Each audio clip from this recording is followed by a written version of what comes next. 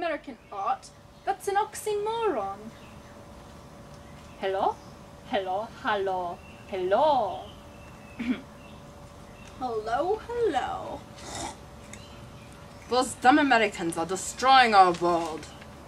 Excuse me? I heard that. A little rude, don't you think? Not everything is about you, America. Yes, finally someone said it. Who made you the king of the world? Do you understand anything that is going on outside your own little bubble? Look at what is going on in the Middle East. And in Europe, everything that's wrong with us is because of you. Look, also in Asia, all your technology is creating a lot of pollution. Guys, come on, do you even get the issues? Everything is about the U.S. because when the U.S. economy fails, everything fails. We have just as many problems as you do with global warming and pollution. You are creating the problems for all of us. We have done nothing wrong, yet we are the ones to pay for your mistakes. What are you talking about? What problems do you have? You have brought all of your wartime technologies into the Middle East, polluting the air and taking our resources. And this is just the surface of our environmental problems. Europe is suffering. Global warming is a huge threat, and air pollution is reaching an unreasonable extreme. Exposure to pollutants such as fine particulate matter and ground-level ozone can lead to major health problems. And according to the latest EEA data, up to 50% of Europe's urban population may have been exposed. In addition, fossil fuels are becoming more difficult to find and extract, more expensive, and subject to intense political debate. The U.S. has the same problem as you, so stop blaming us. You know it's not our fault that we are the largest contributor to air pollution because we make so many products and have such a large population. You don't even understand the effect that your pollution has on other continents like Asia. Some people even have to walk around with masks on to protect themselves from air pollution. It's not all my fault. It's because of the darn Industrial Revolution. Japan and China are huge producers as well, so learn your facts. Right. Asia is one of the later countries to industrialize, and now China is one of the world's greatest manufacturing countries. Our environment is deteriorating constantly because our pollution emitted. Because of the high rates of pollution, 90% of underground water is contaminated and more than 80% of Chinese rivers don't meet standards for fishing. So what? Europe has been forced to move towards bioenergy, and this goal presents innumerable challenges. It triggers direct and indirect effects everywhere else in the world. It is one of the many factors contributing to the recent rise in food prices, droughts in key producer countries, increasing meat consumption, rising oil prices, and more.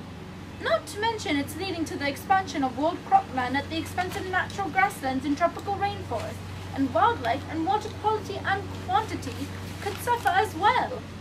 You are all contributing to the state our world is in. But look at the Middle East. We do not follow your massive industrial trends, and yet we are still suffering from what is going on. And we do not have sufficient resources to support ourselves in the first place. Like water, we are running out at a very fast level. And there's nothing to be done.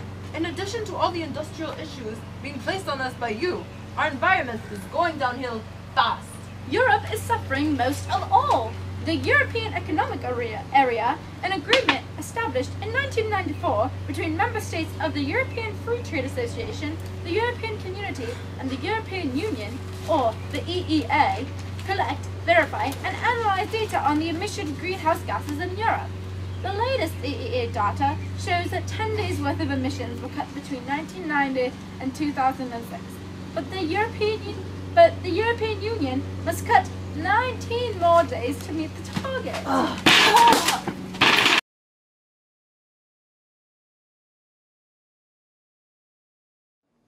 So, tell me about the latest Al-Qaeda attack. Well, I believe that it occurred. I'll probably get that. Hello? Ah, I see. Alright, we'll deal with it. Thank you. It appears that a fight has broken out concerning some of our UN issues. We've been notified in order to deal with the problem. What exactly is this tiff about? Seems that some citizens from a few different countries got into a very aggressive debate over some environmental issues concerning the society in respect to their own nation. It appears that the U.S. citizen got the worst of the injuries. Any ideas on how to proceed with the matter? We should assure them that we are dealing with the matters at hand. But are we really? It is time we get this matter settled. What are the issues? Well, the U.S. emits most carbon dioxide daily than any other nation, which contributes to global warming and pollution. Many Asian and European countries have the same problem with their increasing industry and population. These gas emissions cause pollution, including air and water, and global warming, which deteriorate the environment. Right, and the Middle East is going through a period of environmental deterioration as well.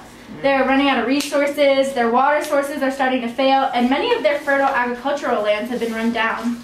And not only are these issues pressing on the people, but the wars being waged in Afghanistan and Iraq are bringing even more problems to their societies. And look at the Gulf War. Not only was it primarily based around the oil dispute, but the effects it had on the nations involved still remain very relevant today. Not only was the oil dispute the basis of the fight, but the bombing brigades that came with it were enormously destructive to the landscape, and the oil spill that occurred during it was catastrophic to much of the wildlife around there. Right. The goal of the American troops in Iran and Afghanistan right now is to permeate peace through the Middle East by promoting political stability. So ideally, these efforts should help to staunch the waste of resources due to warring. The war on oil is an issue that will eventually need to be addressed once peak oil hits, and this event could be catastrophic for countries such as Iran, whose economies depend so heavily on the exportation of petroleum. The only way to deter these inevitable effects are to start promoting other ways for these economies to thrive, because the transition to alternative energy is necessary for countries like the US, Europe, and Asia. Currently, Japan is a leading nation in alternative energy technology, and the demand for these technologies is vital to promoting Japanese economy. Therefore, another problem facing the technological nations is the distribution of power. If the US were to increase their alternative energy technology to the extent of Japan, then there's a risk of undermining the Japanese soft power, which would decrease their influence Asian and Middle Eastern. Right now, the US-Japan alliance is vital to maintaining peace in these regions, so that we must ensure that the balance of soft power is not shifted so greatly that the influence is taken from either US or Japan.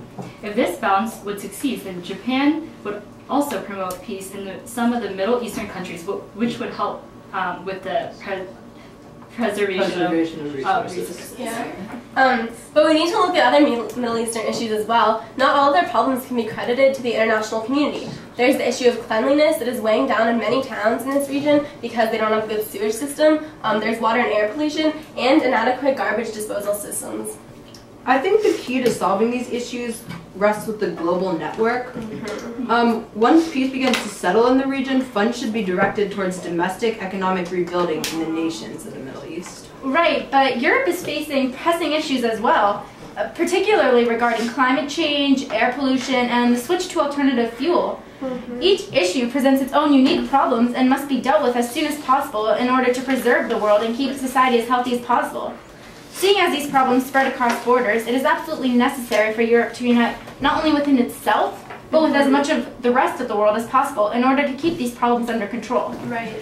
The problem with climate change is the difficulty in turning the concept into action, and at this point, any goal is ambitious. The European Union's 2020 target is almost the same as removing emissions from all transport across Europe. So the plan poses difficulties economically because enhancing by energy use is roughly 20% more expensive than conventional energy. With the new administration in place in the U.S., the positive trends toward alternative energy is increasing with the Obama stimulus plan, which puts a lot of the budget for the upcoming year into wind and solar power. Once the U.S. makes a large headway towards their goals, other nations will probably follow the trends in order to keep up with the world economy. But it's also important to realize that global warming cannot just be solved by implementing plans in individual nations. We need to make sure that the positive trend continues worldwide, and with this trend will bring increasing solutions. Right. And with the positive trend of capping carbon emission also comes to aid to stopping pollution, which would greatly benefit Asia. However, the pollution in Asia is also largely contained in the region because of the sole contributor to their pollution is the industry within their own nations. The U.S. is also continually promoting and transferring cooperations in Asia because of the cheaper labor and products, which only further created emissions. I think the key to approaching all these issues is to remember that nature has no boundaries, and the negative effects that it causes will seep in wherever society's weakness leaves a gap. The world together is stronger than any nation alone. and especially with the environment, every country's contribution has a global effect on this wide-reaching issue. I've prepared a medium through which to convey our message and goals to the next generation. Good.